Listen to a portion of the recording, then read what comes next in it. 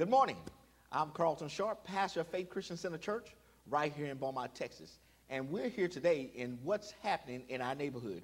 And I'm excited about our guest today. I have today on our set, Bryan and Mary Lee. Welcome. Thank you, Ruth. Thank you, Pastor. Well, hey, listen, you guys are community activists, but you're so much more than that. I mean, you are business people. Tell us about some of the things that you do in our community.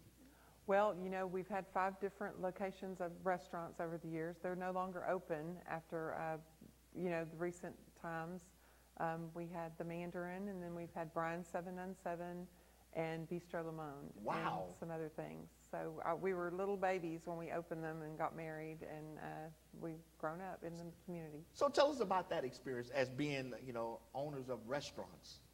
Yeah, we have been in, like my wife said, we have been in restaurant retail business and real estate business for many, many years. I came from Taiwan. I'm, migrated to this area because my family is around here. My sister, brother-in-law, my parents, they all retired and came to Beaumont area, and I met my wife many years ago, and we raised our family, set our roof. My wife is born and raised locally.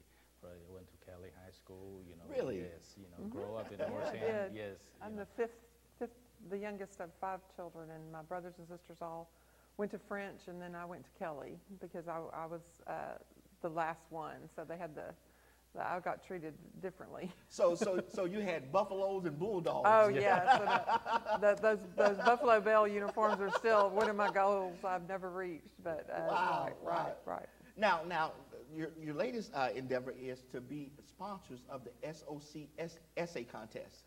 We are very privileged to know Mr. Roberts, Mr. JD. He's a wonderful man. But the essay contest this year, they've named it in honor of our deceased daughter, Grace Annabelle Lee, which has made our hearts flutter and our swell up with pride because she was an exceptional person where reading and knowledge and writing were one of her passions, and it got her very far in life.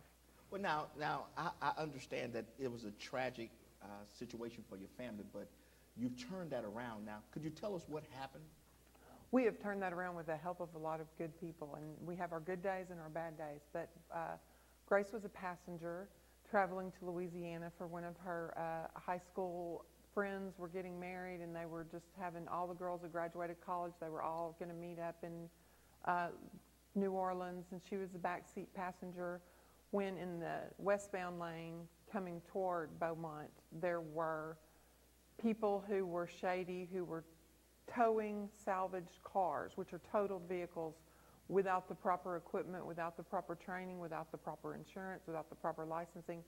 One of those broke free due to many factors, especially excessive speed, and Grace tragically was killed, and the other 3 girls were harmed, but they were all able to survive and resume their lives in a normal capacity. Wow. So it's every parent's worst nightmare. Yes. And when you see those things, you say, you have to get to the bottom of the laws and what happens, and it's not a linear problem. You have to address it from many different fronts. So in Louisiana and in Texas, we've been addressing all the things that go in to allow these people to kind of circumvent the safety laws in place and run these illegal businesses for great profit, totally ignoring what could happen. So lately you have dedicated your life to changing the laws in both states. We have to. Could you tell us a little bit about that? Sure. Yes, hopefully the problem, our tragedy is not isolated in independent incidents. Tragic accident like this happens on our highway, killing our family, children, friends on a daily basis. Not until we experience our tragedy ourselves, when it happened to us, we walk around, we live our life every day thinking it will never happen to us until it actually happened. Then we realize through research and we understand there are law that need to get changed, because currently there's no uniform federal law or state law or highway law that govern these kind of the reckless behavior in enterprises to operate on our highway.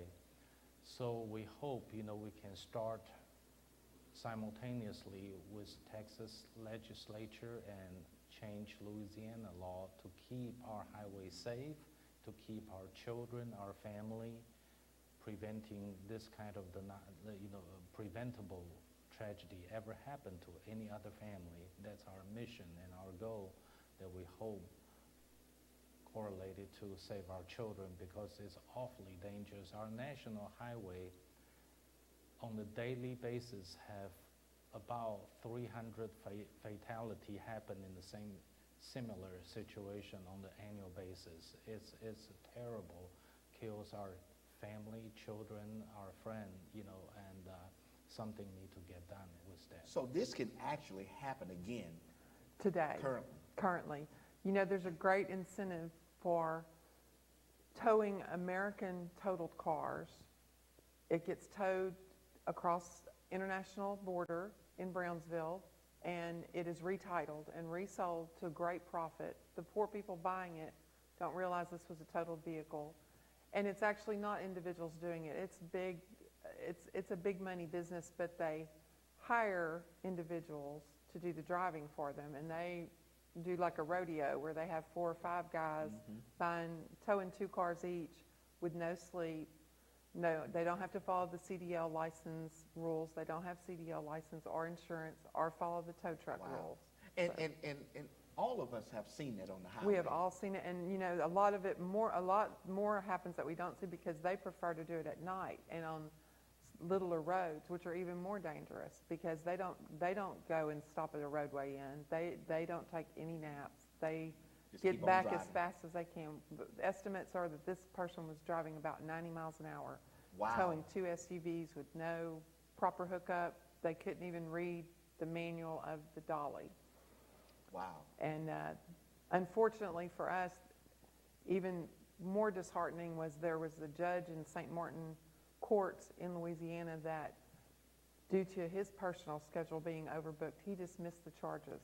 After we waited 3.5 years for this trial for these individuals, they confessed to their operation on the stand, and this judge was a great disappointment to the prosecuting team that had worked with us, and our whole family was there. So once again, you ask yourself, what can I do?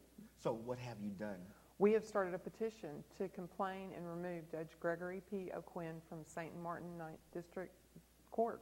And so how long of a process you believe that's going to take? It may or may not work, but at least our voices will be heard, and he will know that there are people around the world that are disappointed that this would never bring our Grace back. It would never change the fact that we lost her. And these people weren't even going to be very much punished due to them not having drug or alcohol tests at the scene. So they didn't have additional charges they could get. But you think you're going to get at least a minimum, punishment. Right. And he dismissed the charges. Wow. And so that was a shock to hundreds and thousands of people that were, hoping, and it's a long process to go through waiting for a trial. It's an emotional thing, and we knew that wasn't going to be a resolution for our pain, but you think that the courts are going to do the right thing. But this judge, no one was a local constituent, and he did the thing that you hope and pray anyone in the power of the judge doesn't take the low road, and he took the low road. So once again, we have to do everything we can to call it out. Now, you turned this tragedy into something to remember your daughter in this essay writing contest, this SOC essay writing contest. Tell us a little bit about that. Sure. Yes, my daughter, of course, she went to Loyola Marymount University in Los Angeles, study theology and drama, theater arts. And actually, she was, coming back to visit us during her break because she, was accepted at University of San Francisco on the way to go to her law school, full scholarship. Wow.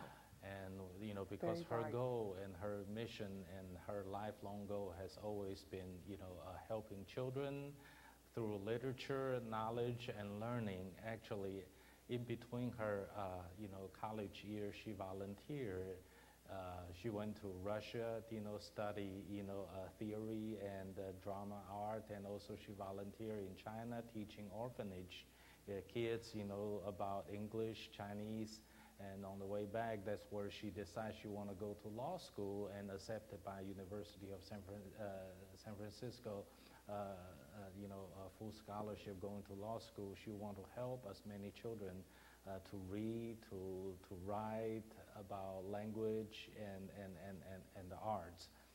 Unfortunately, our tragedy struck us, like I say, nobody ever anticipate and so unexpectedly.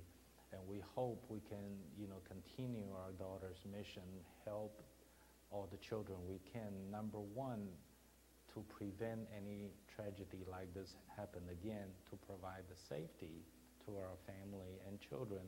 Most importantly, we can continue, educate our children through reading, literature, knowledge, and teaching.